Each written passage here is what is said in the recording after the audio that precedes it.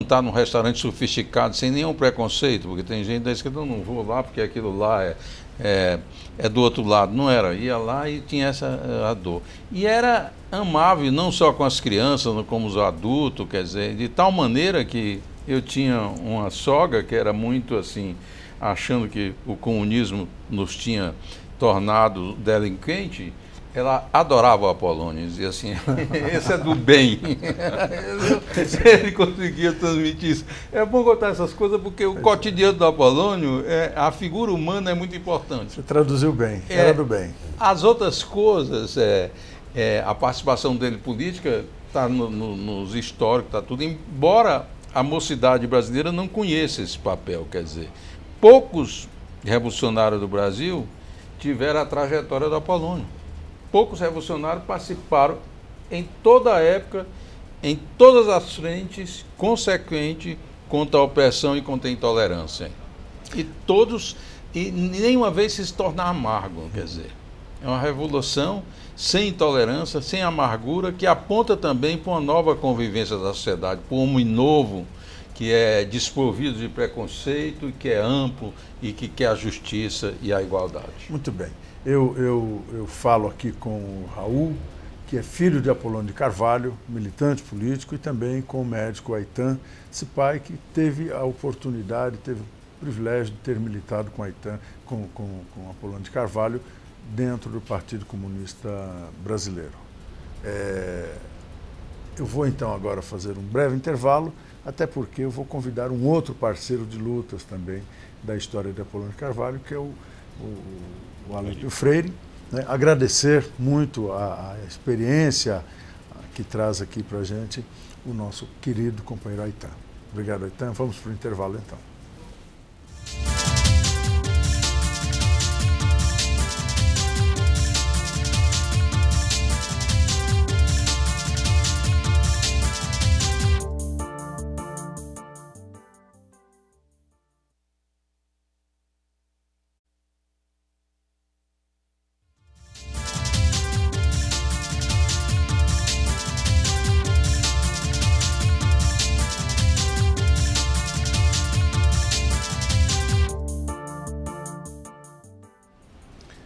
Voltamos aqui com o nosso Sala de Visitas, nesse segundo bloco, que falamos hoje de Apolônio de Carvalho, um brasileiro como poucos, que nasceu em Corumbá, Mato Grosso do Sul, em 9 de 2 de 1912, portanto, teria completado 100 anos de vida no último dia 9, e faleceu no dia 23 de 9 de 2005, no Rio de Janeiro. Apolônio de Carvalho, conhecido como um herói das três pátrias.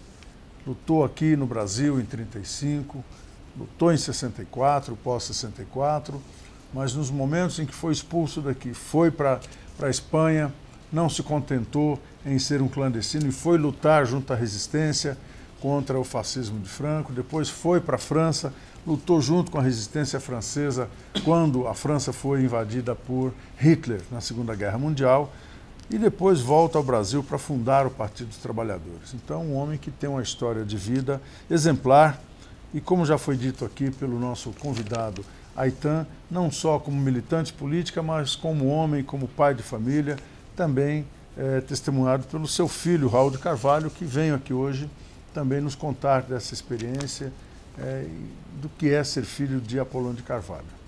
Nós agora temos no nosso segundo bloco a presença de Alípio Freire, que é jornalista, escritor, ativista em direitos humanos, militante político, que vai falar para a gente também como foi a sua experiência de ter militado com Apolônio de Carvalho. Mas antes eu queria que o Raul falasse para nós aqui, Alípio, da história, porque agora a sua mãe, né, prepara um documentário, um livro sobre essa história de vida.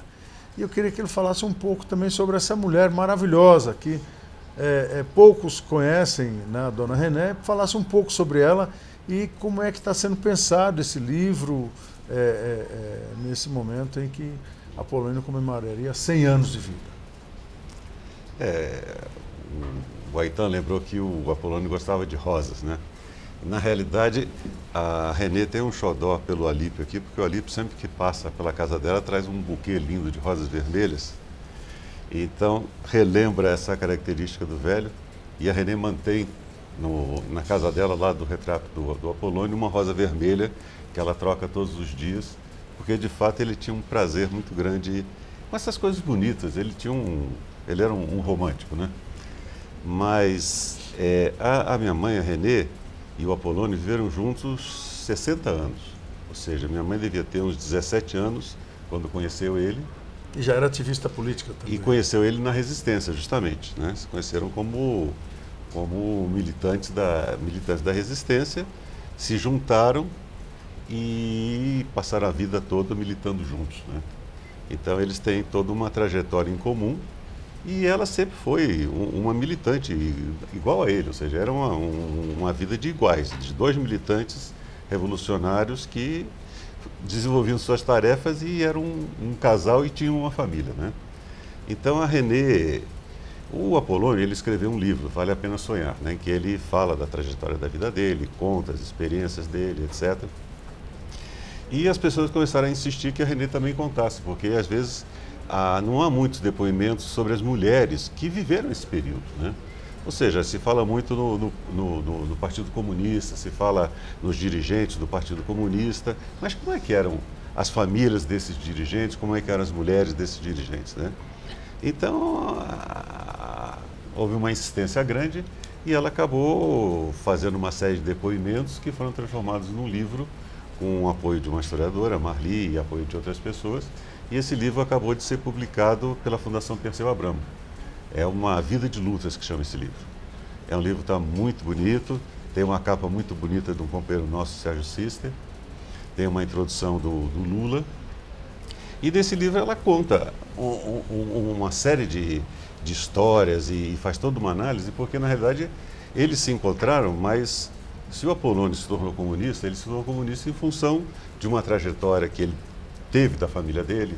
O pai dele era um militar positivista, nacionalista, foi cadete de Benjamin Constant. Então vinha uma tradição da família e juntamente com... Parece que a mãe dele que o aconselhou a seguir a carreira militar também, a sua avó. Ele queria ser médico, mas como era uma família muito grande, não havia recursos, para ele sobraria ou ser padre ou ser militar. Mas das duas ele preferiu ser militar, né? Mas ele mesmo queria ser, era médico, né? Então ele fez a carreira militar, mas eu perdi agora o embalo do raciocínio. Do livro. Mas então, ele teve a trajetória dele em função de uma organização familiar específica dele e do movimento que existia naquela época, né? Então ele se organizou aí. E a Renê também se tornou comunista, mas através de um movimento muito diferente. Ou seja, o meu avô materno era comunista, uma parte grande da minha família na França era comunista e se tornou comunista em função de todo o movimento que houve no momento da classe operária na França, a Frente Popular, a luta contra a direita, a luta contra o nazismo. Então, são duas vertentes que se encontraram, né?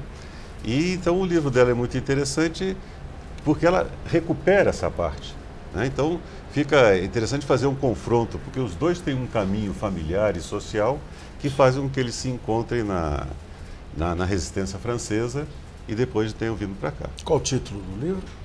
É Uma Vida de Lutas. Uma Vida de Lutas. Da Perseu Abramo. Ótimo. Bom, eu vou pedir então para o Alípio contar um pouco da experiência de ter vivido ao lado desse grande combatente. Bem, eu achei ótima essa fala sobre a Renê, porque o Apolônio não permitiria que a gente falasse dele e não falasse da Renê, né? Foi o que eu aprendi no primeiro dia que eu o conheci no Sindicato dos Jornalistas, quando ele já voltava do exílio. Eles já voltavam do exílio. Eu conheci o Apolônio, eu tinha 35 anos e ele tinha a idade que eu tenho hoje, né? E eu já conhecia algumas coisas sobre ele, não só pela história geral do Brasil, por uma matéria que saiu nos 50 anos da Revolução Russa no Jornal do Brasil, sobre o PCBR, né, que é o partido que ele fundou junto com outros companheiros, mas também através do Jacó Gorender, do Aitan e de vários companheiros do PCBR com os quais eu estive preso aqui em São Paulo. apesar de eu já esperar uma pessoa muito especial, ele surpreendeu para mais ainda, né?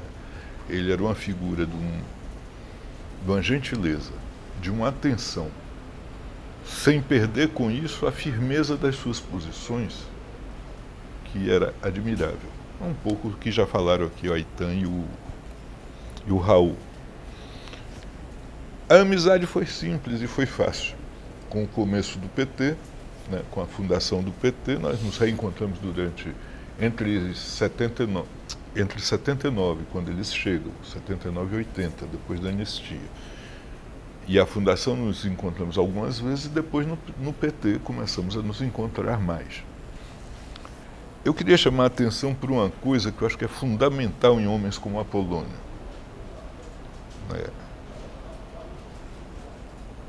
Que nós falamos muito em democracia e em redemocratização no Brasil.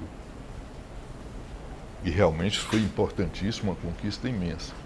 Mas o Apolônio foi daqueles homens que desde sempre, e até a sua morte, lutou pela democracia, pela liberdade, mas sem perder de vista que se não houver igualdade nesses momentos, nessas organizações democráticas e de liberdade, nós estaremos sempre a democracia e a igualdade do mais forte explorar e oprimir o mais fraco.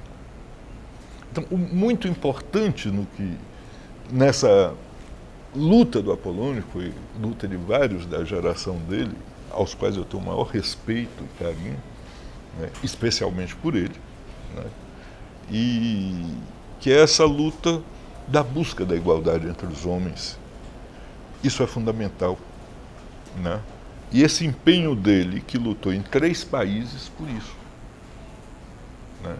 Eu acho que esse é o exemplo maior que a gente tem que ter do Apolônio, além a famosa frase do Guevara, né?